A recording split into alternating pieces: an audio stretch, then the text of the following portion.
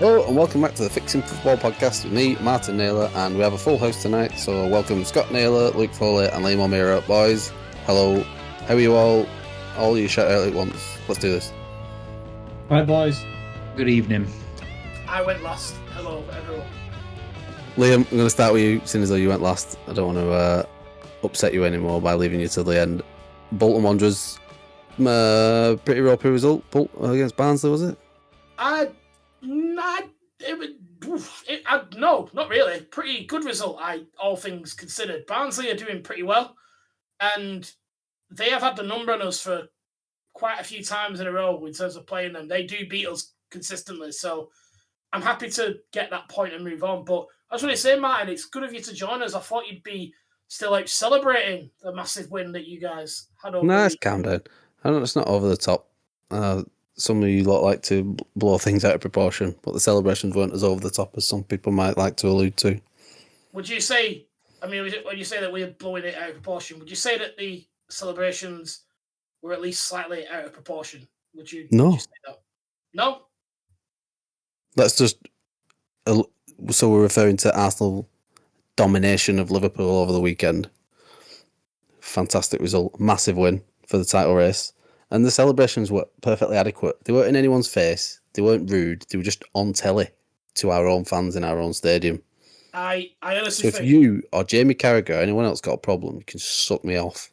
I honestly think that watching you celebrate that win reminded me of watching Leicester when they won the league. That was... You didn't watch. You were that level of happy. And to be honest, like Liverpool kind of gave you the win. You beat a Liverpool team without Mo Salah. And essentially they dropped the ball and Arteta ran off as if it was all part of his master plan.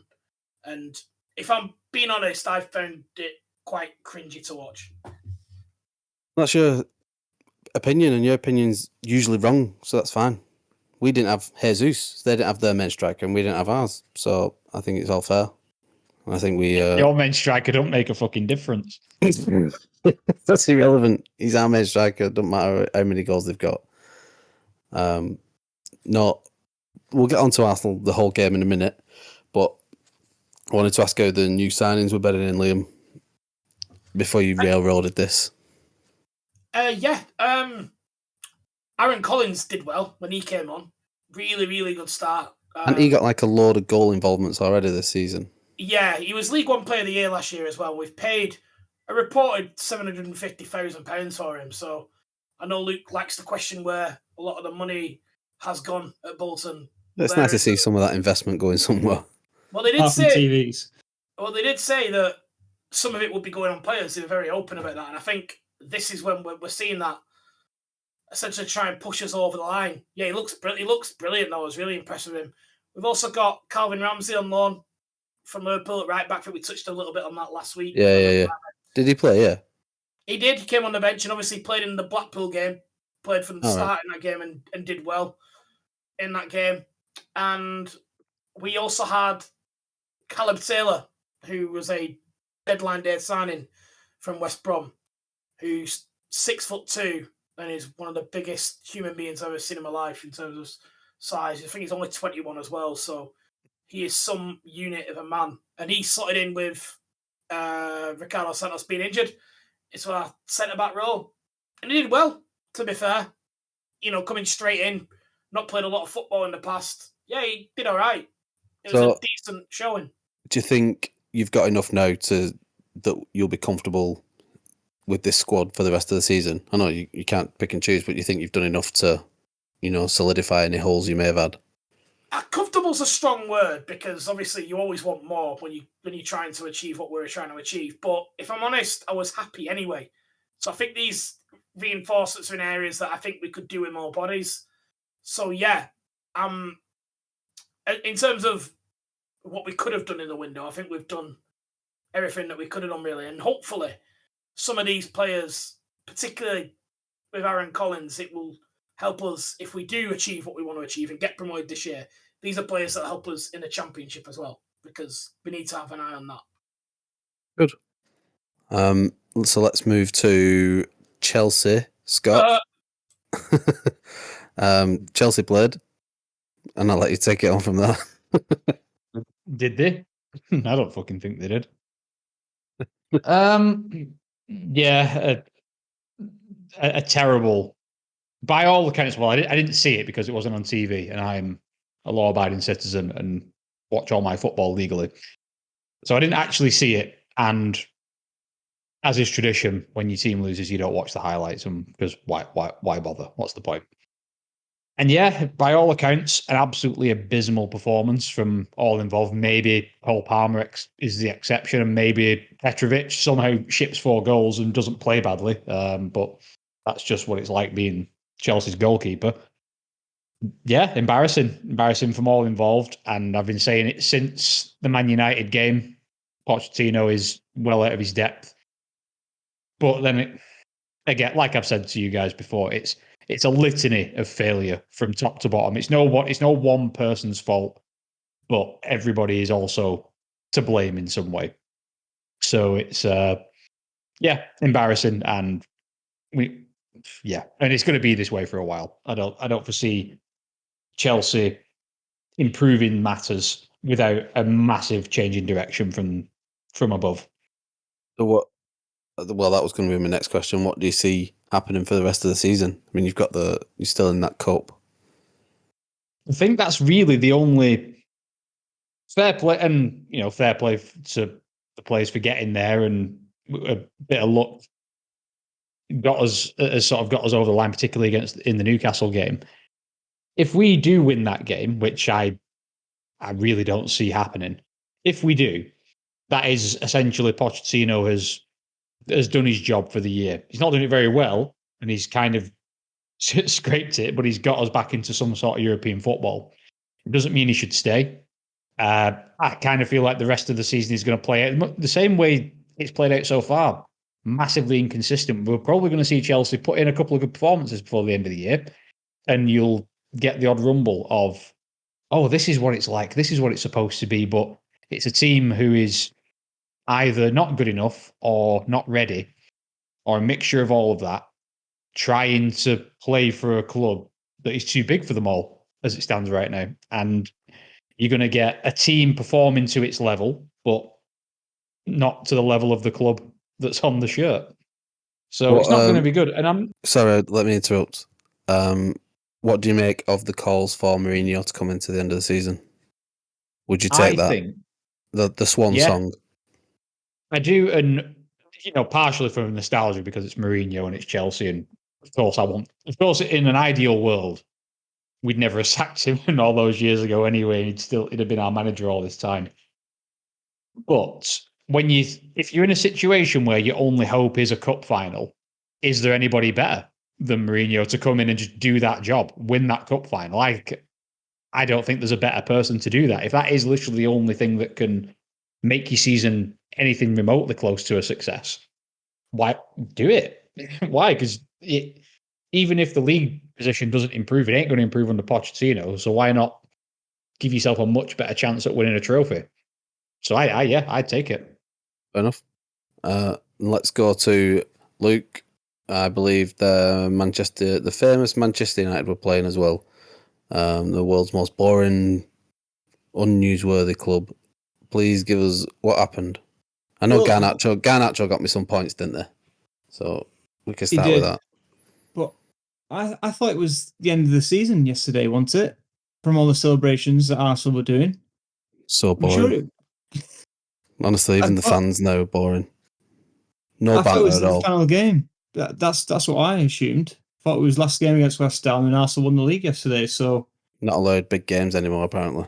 To anyone listening, you're not allowed it to be a big game. No, there's no such thing as big games. It was only start of season and end of season, and that's it. Anything in between is not allowed. I was expecting Martin Odegaard walking around like Jack Grealish with 2 beers in his hand videos this weekend. Sorry, Luke. Man United. Yeah, great Man United point, Luke. Anyway. Yeah, so we beat the West Ham, the best of the shitters, basically, comfortably. No offense to West Ham, but they are best of the shitters. Right. Well, I guess I can let you all have your pop at Arsenal for beating Liverpool. Who wants to start? Luke, actually, no. Before we go on, Luke, what did you think of Man United's performance yesterday? It wasn't the best performance, Liam. obviously, because we know the partner play is still not there and they're a bit inconsistent. And I think their in-game management is not the best as well, as it proved against Wolves the final minutes when they were lumping everyone up for a corner and we conceded 2, and it was a last-minute grasp. So even though we won yesterday, yeah, the style play is still not there, I don't think. Fair enough. Right, Martin. All right, go on then. I'll let you all. Let's get stuck in here. Yeah, for some reason, Arsenal are coming out as losers after beating Liverpool. I'll let you start, Liam. Go on. Yeah, go on. I will start. So, with regard to the title now, do you think that it's an absolute nailed on certainty that Arsenal have now won the league? What sort of a question is that? Listen, no, obviously not. I said to you privately before the match, said to all of you that if we won, then the title race is really on for us, and that's what I expected to happen. If we drew, it remained unlikely, and I think it was down to a 2-horse race, and then if we lost, we were out of it completely, and our season was more or less over, and it'd be a focus on the Champions League and get do as well as we can in that. With that being unlikely as well, because it's just the Champions League. But we won, and the title race is well and truly on, as far as I'm concerned. I didn't think we were out of it going into the match, but I thought a lot rided on the result, and we got it. To everyone's disappointment, it seems. Sorry, I'll follow that up with a question of my own, yeah? I'm fucking carrying this thing tonight, Jesus Christ. Well, what am I really going to say? What can I say? Look, you can comment on things that aren't Chelsea. No, I can't even banter Arsenal anymore. This is how bad my life has become. That used to be like constant in my life, that no matter what happened, you were shit, and I just had that to lean on. And Liam, I actually wanted to ask you this question. Do you know when Bolton were like in the mud and it was bad times? Yes. How did you continue to care? Because I don't care. They've beaten out of me. I don't give a shit anymore. I don't even want to watch it. I don't even want to follow the results. How did you care? Or did they beat it out of you as well? That's and a if really they didn't, question. how did you continue to care? And that's a good question, actually. And there is two different listen sides up. to this. This is coming for you, this. So there's two sides to this. And I think where it is different is I was going to games, but you went with such absolute despair. And sometimes I've left game, like when it was at its worst, like when we were in that League One season, we finished on about what? After the deductions, about 11 points or something.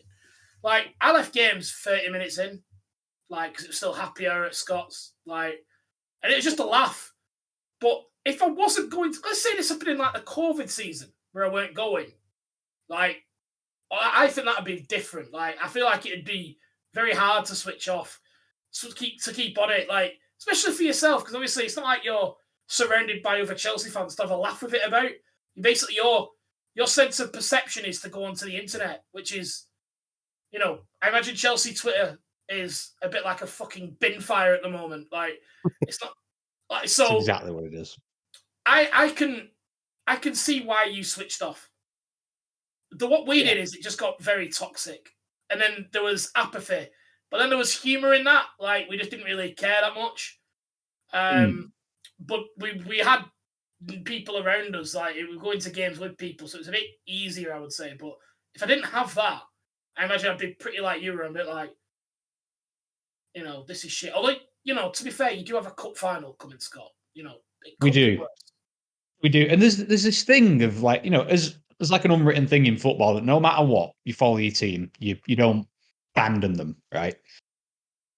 But there's also something like, give me a reason to stick around. Give me something to latch onto. And like I said, there is the cup final, so there is that. But it's a weird dynamic. And obviously, Chelsea have given me, a lot of very good years very recently. So it's not been all bad. But yeah, I'm not gonna lie, I'm struggling to maintain interest this year. It's for the last 18 months has been an absolute fucking circus.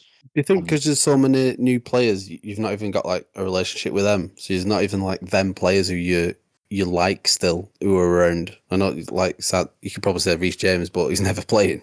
So there's no one. There's not even a player who you support, like your favorite player anymore, because it's such a revolving door over the last 18 months. To a degree, yeah. I mean, there's quite a good group of players that we all want to see. Like, we all want to have that. Like, like we had with the likes of Drogba and Lampard and Terry, and those like relatable figures who were like, proper Chelsea, as they say. But there is Cole Palmer's probably the closest because he's the only one who's fucking can kick a ball in a fucking straight line. Reece James never fit. We all want to see the likes of Nkunku and Mudryk and Madueke doing well, but they're just not. It's all shit.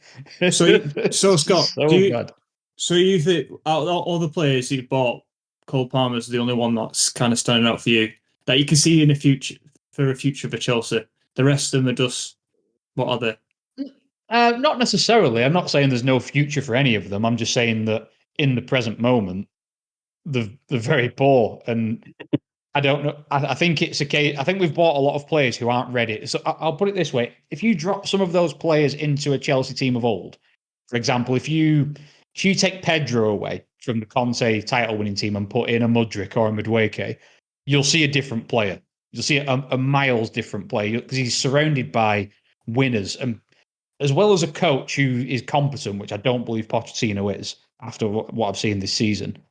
He's surrounded by people who, in the moment, can drag him out of the shit. He would have had a Hazard, a Diego Costa, a Fabregas, John Terry, Gary Cahill, all these big names, Azpilicueta, big players who's been there and done it all. And at the moment, you don't really have that. Our biggest people to do that are Raheem Sterling, who I have always spoke very highly of, and I still rate him a lot. But he's not stepping up and being that person because he's never had to be that. He's always played.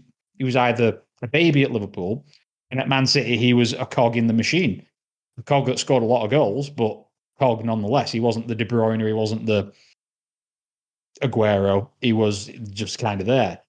And Thiago Silva, who is 40, it's just that's what we've got to work with. As much as I like Sterling and Thiago Silva, they are not John Terry, they are not Eden Hazard, and they're not Frank Lampard and Didier Drogba. So I think it's very. So I wouldn't say, to answer your question, long roundabout way of doing it, but I think Cole Palmer's the only one who's clearly ready now.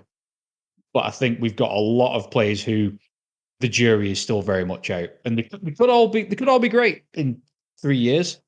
I'll be wrong side of. I'll be pushing 40 then. I don't think I want to wait that long. Do you think you've done it a bit like United have, but a bit turbocharged?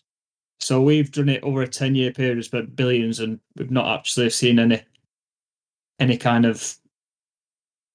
Well, we have seen some trophies, I suppose, but not to where we want to be. Do you think you've just done it in a short kind of space, and that's why you're feeling it now? There's some parallels in terms of we've spent a shit ton of money. I think you went a different way of signing super established talent, the likes of Varane, Casemiro, Di Maria, I'm going back a few years now. You went a different way. We've gone we've gone a way of having players who've won no trophies and got no reputation, but still paid the same money you paid for all them. Who've actually had achieved something. So I think there's some similarities. I feel like what we've done is we've gone for a way that is amazing on paper, and if it works, would be wonderful. If you sign all these kids who are between the ages of 18 and 22, who you're expecting them all to just become superstars all at once, it just doesn't work like that. You may get the odd one or two. It's why it's exceptional when you get a 21-year-old who is tearing it up in a Premier League team at the top level. There's a reason why that stands out, because it doesn't happen all the time.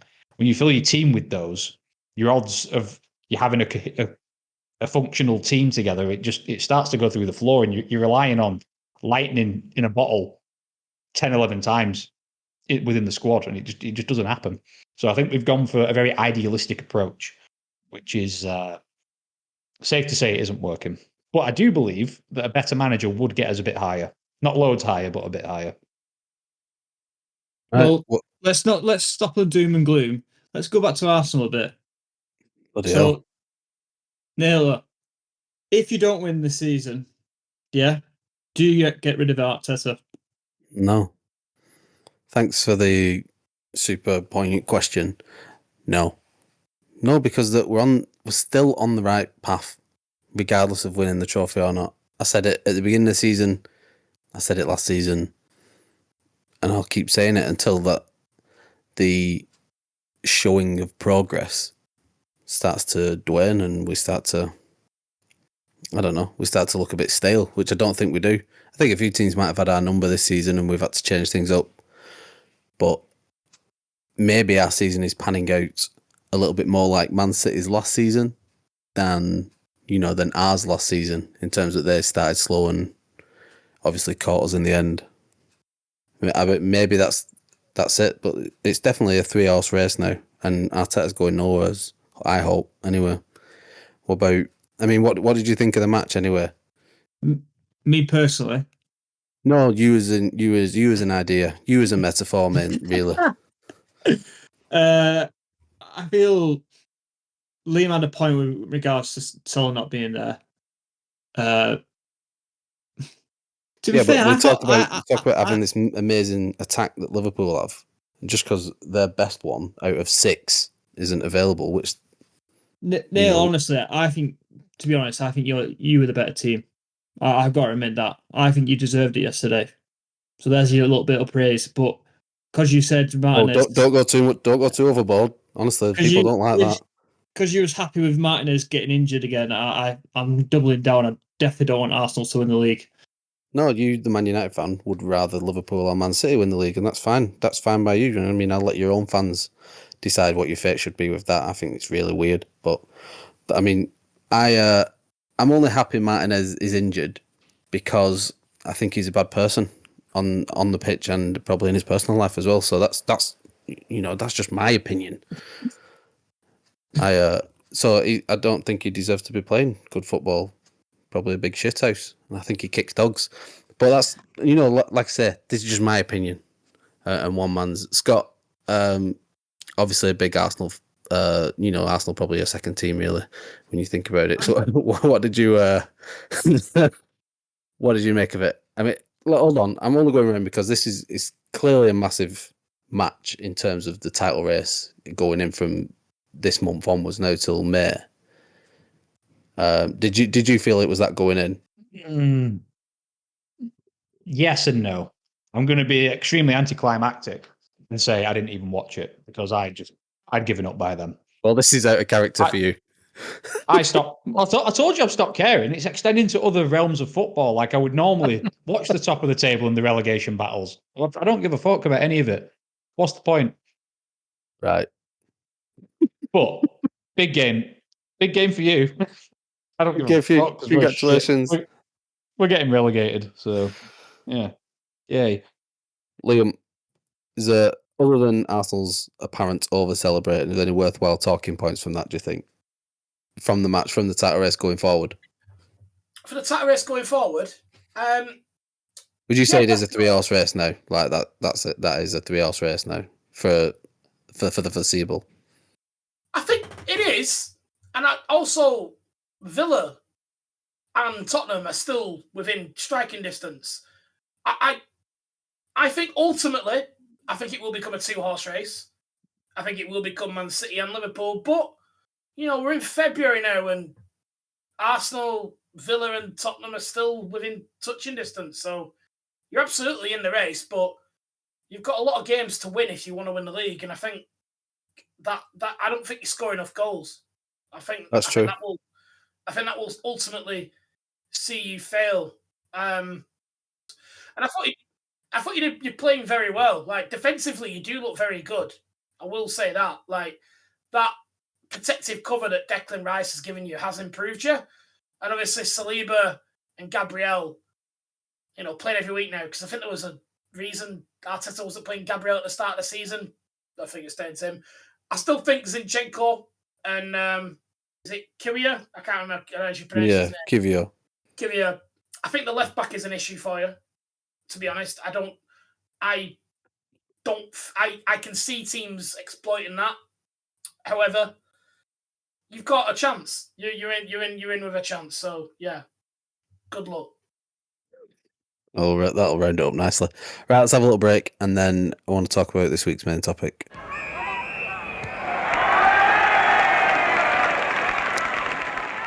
And we're back. And boys, I wanted to bring up something that I think has been raised a lot, especially this month. But is this the great market crash of the Premier League? Have we just seen it? Last season, we saw Premier League clubs spend over £1 billion combined in transfer fees. And this year was, I think it was around 150 million, definitely just shy of 200 million in terms of fees being spent out. Obviously, or maybe not obviously, but Liam, I'll start with you. Our team's running scared because of what we've seen happen to Everton already, and then obviously the charges again against Everton and Nottingham Forest. Is that the main thing? Is FFP, PSR? Is that causing the big issue now? I'm not sure if it's the main thing, but I think it's definitely a factor.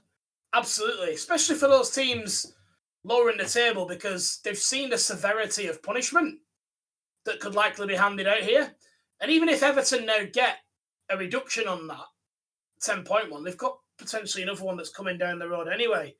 So at this very moment, sitting here, it's very hard to see how Everton stay up off the back of their PSR breaches, but obviously time will tell. So yeah, I do think that type of punishment is certainly playing a part, and obviously, sort of staying in line with it, with obviously what's coming down the road for City is important, man.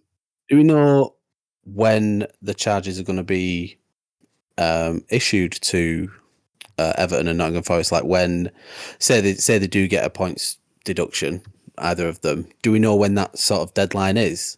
Ish, I do know this ish. So there's two parts of this. So firstly, I believe Everton's first appeal was heard at the back end of last week. So I think Wednesday, Thursday, Friday last week, the appeal for the first one.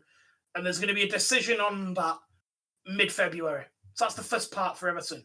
In terms of Forest and Everton, I believe that the verdicts are due out soon on the initial punishment, and the appeal can be lodged straight away. And I understand that pretty much everything has to be done for this season with this, and there's a cut-off point at the day before the FA Cup final for all appeals and everything to be done. So it will be this season for them too. But then points could be issued after the season is finished, really, as well. So we might not know who's been relegated until, before the beginning of next season, but after the finish of this one. Potentially, yes. Potentially. That's worst case scenario, I believe.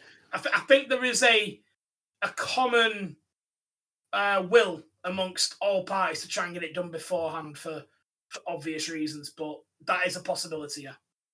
Luke, another point going out there is maybe the talent available just isn't there. I think the Premier League have just been spending absolutely crazy for the last, I don't know, let's say 3.5 years. So what's that? Maybe 7 or 8 transfer windows.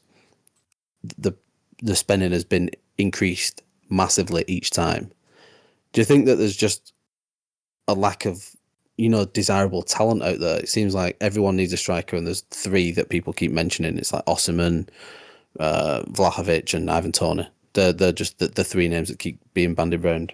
Could that be a reason as well, that there's just people aren't looking, far and wide enough anymore?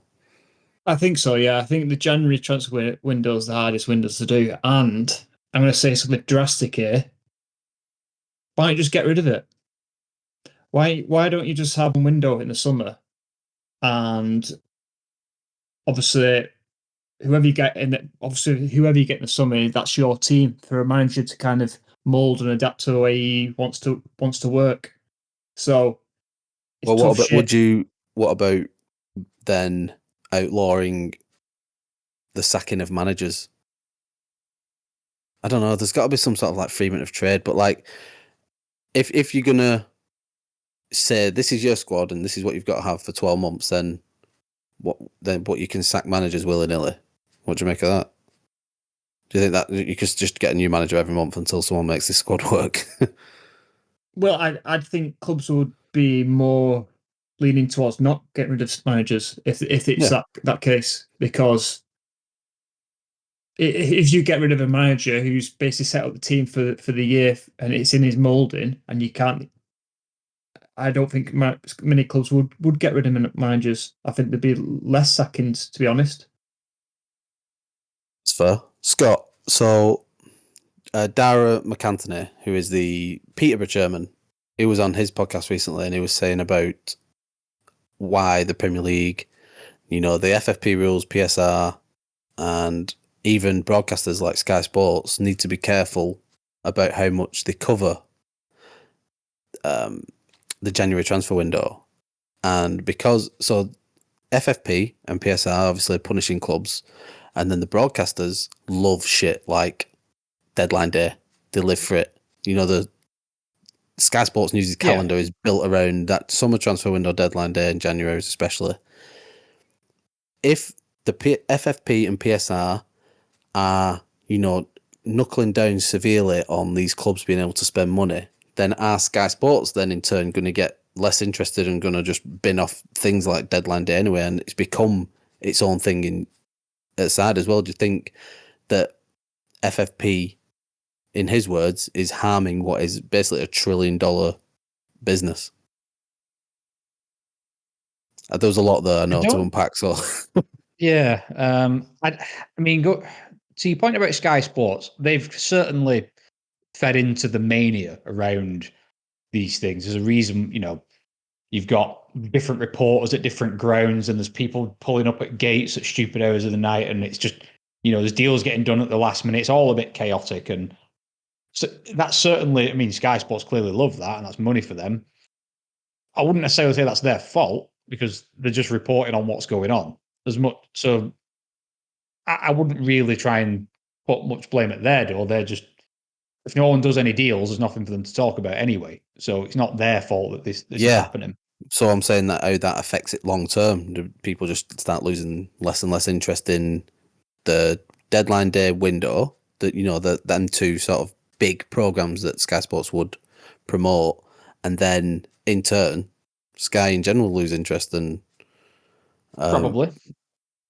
Yeah, I mean, if there isn't an event to cover, then they're going to invest less time. They're going to invest less advertising into that. They're not really going to waste the resources in going towards that. And you could argue it's killing it, but is it in the long term going to save it? If those measures save certain football clubs from going up shit creek, is that? I'm sure skipping some dickhead in a yellow tie on deadline day, I'm sure we'll all live without that. And so be it. Yeah, it's exciting. We all like a good deadline day deal. It has become part of the game, but that doesn't necessarily mean it's good. There's a lot of things that become part of football that aren't good, and this could be one of those things. So yeah, it could harm it, but that doesn't necessarily mean that's in the long run bad for the game, I don't think. Right. Well, I think he had a point, to be fair, and I think that damage in the long run. He's not wrong that it's wrong that it would change it, but I think it's quite like him though. I like a lot of his views. I've listened to him quite a bit on TalkSport, and I do think he talks a lot of sense. But the reason that these things are being done is to seemingly to stop clubs putting themselves in positions like, Bury out at the level, but like Bury, like getting themselves in serious trouble that they can't get themselves out of. So if the byproduct of that is that we lose interest in deadline day, so what? Personally, I don't think that's a big deal. Not a big enough deal for it to be a major sticking point. So when we're talking about fixes, because this is the Fixing Football podcast, Luke's idea of scrapping transfer windows, well, it's just a complete non-starter. Teams are never going to go for that because so many teams need to strengthen. They'll get injuries, yada, yada, yada. But there is actually already a solution being proposed by UEFA in terms of financial fair play, which I'm sure you're all aware of in preparation for this pod. And it is a new idea that it is a case of wages to turnover. So essentially, a club can only spend X amount on wages per year. It's like a soft wage cap across it. And I was listening this morning to the Totally Football podcast from The Athletic who were discussing this. And they talked about that the Premier League is also looking at maybe getting in line with it. So instead of this idea of it being on profit and loss on the books, it would be purely down only to wages. This way, things that like what Everton claim to be an issue, like interest on loan repayments for the stadium, wouldn't necessarily come into play. It's purely down to the wages that you're offering to your players. This would obviously help clubs in terms of spending money, because I think a big issue for clubs that no one's really talking about is the fact that they're running out of credit in terms of what they can spend. So, for example, I'll use Arsenal as my example. When they, only because it's a really good example, this one, when they bought Nicola Pepe for about, what was it, 80 million? That sort of... It was 72 spread up, but I didn't realise that they were spreading it over, 5 years or however long it was. It was 5 equal payments. But you can only do so many of those types of transfers before you actually run out of what you can spend when you actually get to the window. And I think this is what a lot of clubs are seeing now. Not so much Chelsea, who have done things a little bit differently, but I think your clubs along the lines of Wolves, I think have hit that problem. I think that will be one for Arsenal moving forward. But basically, their instalments are adding up. So each month it's like, right, okay. And for example, if they do a loan to buy later, that they still have to buy later, don't they? Right, yeah, okay. So I think that is playing a part. So with these new rules, it would appear that the actual transfer fee wouldn't necessarily be counted towards it. So clubs would be essentially, in terms of the transfer, be able to spend what they want. I don't know what your thoughts on that, Scott, as the fan of a team that spent £1 billion in the last 12 months. What do you think of that? I dread to think what Chelsea's instalments are yearly, just on players. Well, we spread them over about 9 years, so it's about 50 quid a year. It's fine. It's not that much, but yeah, it's... As a Chelsea fan, I don't want to see us spend it. I don't really want to see us spend another penny, because I don't trust the people who are holding the wallet. Is that another form of kicking the can down the road, though? I don't know. I mean, the idea of a wage cap is such a tricky topic anyway, because you've spaffed the toothpaste is out the tube, as I like to say. You've already... will players even... I mean, I guess they'd have to, but you've got players on enormous contracts now. I don't even know how you would even go about making this right with people who are signed up to 300 grand a week contracts and whatever else they are. It's very good point, Scott. Very good point. And from what I can see, and what I've heard, is that it would be phased in. Now, I don't know about existing contracts. Obviously, that would be a big one for Chelsea with the, obviously, contracts like long leasehold on properties that they've got. But, I believe it'll be phased in, is the proposal from UEFA. So it'll be 90%, 80%, and then 70%, where it fixes at 70%, and it'll stay at that. So I think the idea is that they're going to phase it in to give teams to adjust to it. But I think it's quite a good idea, personally. I think it doesn't really change too much, to be honest. Look, I'll come back to that in a sec. Luke, I wanted to ask you something, and then let's put Saudi Arabia aside for a minute, because we don't know how long that project's going to go on for. But do you think we have seen in Kylian Mbappe from Monaco to PSG, we have seen the most expensive transfer ever, and it'll never be topped because of this sort of crash and then all the rules and regulations around it now? 100%, yeah. You don't think that'll ever be topped? The 198 million, I think it was. Wasn't Neymar's more expensive? It might be Neymar. Yeah, it might be Neymar. It's one of them two. But whatever it is, unless Saudi. Actually, no. I don't think that'll ever be topped. No, I don't think it will. Just because of everything surrounding it now, and just the crash. Even though, let's say, someone like Victor Osimhen, who's peak age, and every top club aside from Man City and Bayern Munich need a main striker. We'll not include Rasmus Højlund in this debate, but every club needs a top goal scorer, a top striker. Surely Napoli could start a bidding war for everyone here. Yeah. And I suspect that's probably what they're angling for.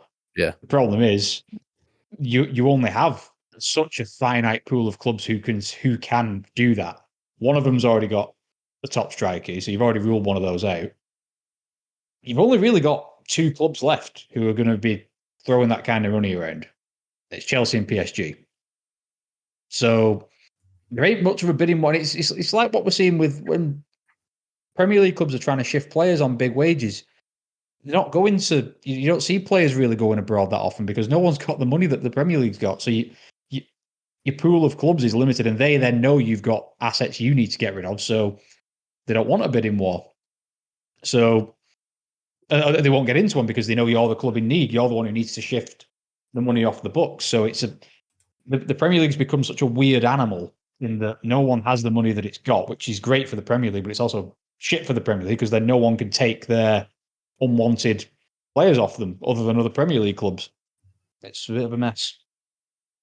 I don't know about you guys, but I feel that Newcastle, being new owners, should have a 3-year kind of period where they can spend what they like. Yeah, I saw that idea floated around where they get the FFP sort of loosened a little bit.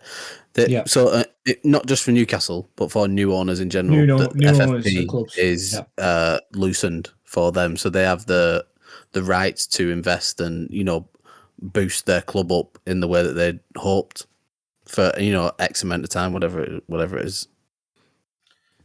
Okay, don't even know where to start with that. So the problem with that is the assumption that FFP is just there to stop clubs going bust, which, to be honest, is not what it's about at all. The reason FFP exists is to stop that very thing that you talked about there, because what that does is it completely inflates the transfer market in terms of prices. So it essentially creates a very dangerous situation where clubs have to compete with the likes of Saudi, like the Bar, and all these nation-state type clubs that can pay, the money of God for these players, and it essentially creates an unsustainable system that collapses on itself. So that's why you can't do that.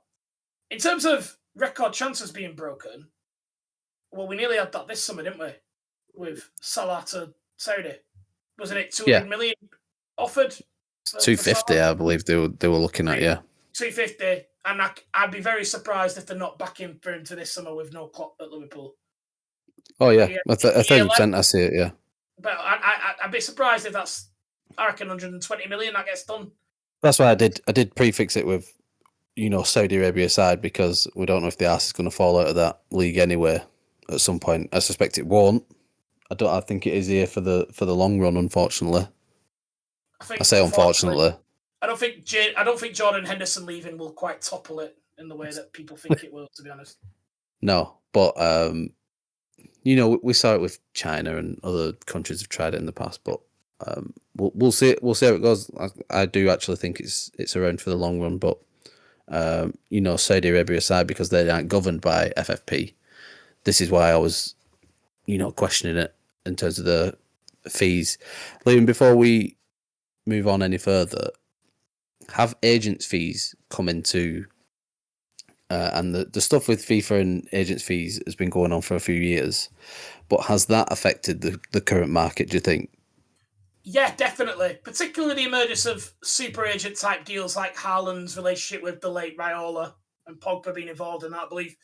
Yeah. Raiola got in excess of 20 million for the Pogba to Man United deal. So I think this is very much playing a part. And in UEFA's proposed changes, agents' fees are included in that as well as wages. So that's the only other fee included, agencies. It's definitely playing a part.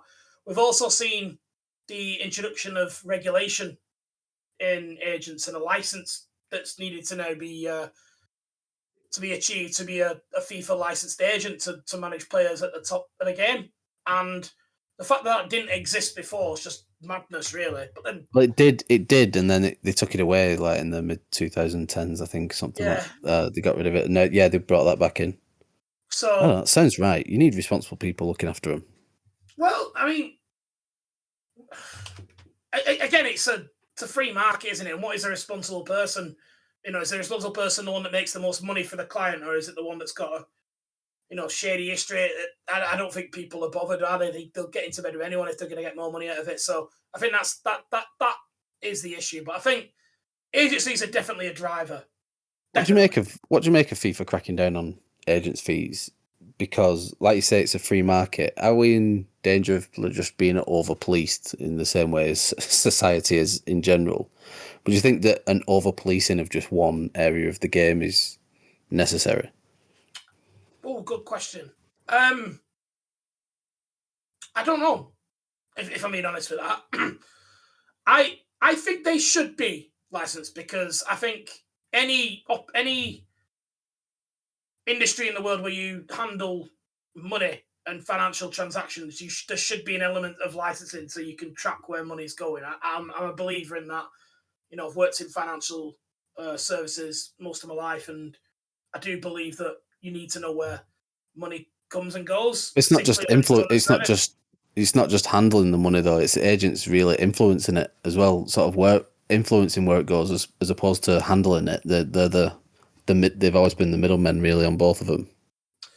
Yeah, and you'll get ones that essentially work with clubs only, and they'll be on deals where if a club does a deal, they'll get a percentage of every transfer that the club gets because they work on, like supervisory roles and stuff like that. And yeah, it's an absolute mess, the agent world, and we could do a full podcast on that, to be honest, and we probably should at some point when we've all had time to look into it. But it is a really, really murky world. But they do provide a service and they do add value for the clients. Like it's hard to argue, and were players being taken advantage of when they didn't have agents by chairmen and canny managers? Yeah, I imagine they probably were. A lot of them are young lads, so there's definitely a place for them. There's definitely a place for agents. That's a fair point. That's what I was going to say. That because footballers aren't known for their high IQs off the pitch. The supreme athletes who are are probably very easily taken advantage of by the big rich white businessman who's sat up in a boardroom. As a stereotypical sort of view of it. So I do think there is a place for agents. Is that what you was going to say, Scott? Yeah, I think for every sleazy agent that you picture in your head, prior to the agents being a thing, you would have had the sleazy owner who will, most, a lot of employers will pay people as little as they can to get the most from them. And for young lads who've never been in that position before to negotiate their own salaries and bonuses and image rights and all the rest of that comes with it. Yeah, I mean, they are providing for the players. Look, you ask Paul Pogba how much money his agent made him. So he would argue that he brought a lot to the table. But at the same time, you can't let the inmates run the asylum. So I think back to your earlier point about policing, I think there needs to be an element. You can't just let it run riot like it had. And you've seen what happens when you do. The amount of money that's being taken out of the game is absolutely insane. So I think it's right that something is being done. Luke, what's your view on agents currently? They've got a bad rep. And it will continue, will be through obviously the past, what's happened in the past. But like you said, players need advice, and they're the ones that would obviously help them out through the transfers and getting the best wage they can. So they're a necessary evil, I suppose. So, as a necessary evil, is there a fix? Is there a fix not just for agents but for the current broken, market and transfer window scenario? I'll go first. I think the agent licensing is a step in the right direction, and we'll see how that develops. I'm happy to leave that as is. And in terms of financial fair play, I do understand, the call for opening up for teams like Newcastle, but at the same time, I do want to protect some kind of, competitive nature in the game. So I think UEFA's proposal on the percentage of wages does stop situations like Everton happening. So that to me seems like a decent idea, and I'm going to go with that. So I'm going to go a bit more drastic. So I'm going to say at the start of the season, the club, well, each club is kind of valued of what I actually can spend on what's financially acceptable. And that's the amount of money that they can spend for that season. And then I'd cap it as well. So it doesn't, for Newcastles of the world and cities, it can't be over a billion, but it has to be reasonable. And I think the wage cap's a good idea as well. That'd be my fix. So what I think, the steps that have been taken with regard to the agents is good. I think that people who have such a big influence over these massive financial transactions that move money around and out of the game need to be kept a closer eye on, whether it's licenses or it goes even further with, more and more stringent checks on these people. I like the idea of keeping a close tab on these people. In terms of FFP, I've often thought that a salary cap is a good idea because it's the never ending story. Like it will just continue to grow until the bubble explodes and then football's fucked. So what do you do? So I like the idea of capping salaries. I also like the idea of capping transfer fees overall, because I just think it can just get astronomical. But I guess that then you're interfering a lot with free trade and businesses wanting to make certain amounts of money. But I do think salary caps is the way to go because football players don't deserve to be paid £500,000 every week. No, right, they're all good points. I don't like a lot of over policing, so I'm not super in favour of FFP, even though I do believe it's there for a good reason. I don't think it's the cynical view of keeping clubs away, and I think wages. I don't like the idea of a salary cap, and wages should be taken into effect with FFP. So I don't know. You can't have one without the other. I don't think having a salary cap as well as FFP works, but it's all up for debate. I don't. With regards to agents, they're obviously kicking up a stink about it, and it's going to hurt, especially the big ones, the Jonathan Barnetts of the world, and whoever's taken over Mino Raiola's empire. It's going to hurt their pocket at some point, but for the lesser ones, I mean, I think it only starts to affect them on people's wages who are over 200 grand a year and stuff. So there's a lot of lower time agents in the world who rely on this and are relying on a lot of deals in the Championship and League One, and deals between La Liga and the second division over the Segunda division. So there's a lot going on with that. I don't know where the fix is. I'm not keen on regulation that much. I don't want it to hurt the product, which is the Premier League, in the long run. So anything that can be done to avoid that being stifled by, the financial police, whilst in turn maintaining some sort of health monitoring of the club's status, something like that could be in place, but without too many chains around the neck. So I think that wraps up nicely, boys. Liam, thank you very much. Luke, welcome back as always. Scott, much appreciated. Anytime. In fact, before we go, Liam, please can we have the answer to the question from last week? So the question was, in case you forgot already, I have forgotten. Go on. Which two players have won the most Player of the Month awards in the Premier League? I do remember. Don't worry, guys. I've remembered. The players with the two. Actually, before we do it, Luke, you'll have listened to this question. Any guesses as to who that might be? Which two players won the most Player of the Months? Henry and Kevin De Bruyne. Okay, Scott, what do you reckon? Harry Kane and Ryan Giggs. Well, Kane and De Bruyne were my guesses. Okay, so two of you have got one. You'll be surprised to hear that Luke's got none. So the answers were Harry Kane and Sergio Aguero. Ah. The cun.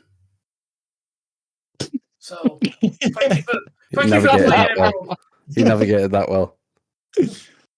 And we're going to pass this week's question to Luke. I'll leave it with you, mate. So, can you name the only Italian to have won the Premier League? Player. Oh. I can, but I will pass this on to our listeners and viewers. Thank you, everyone, once again for listening. Much appreciated. Boys, thanks very much. And you can find the links to last week's episode, this week's episode, and next week's episode at www.fixingfootballpodcast.com. And lads, I'll catch you all on the next one. Cheers. See ya.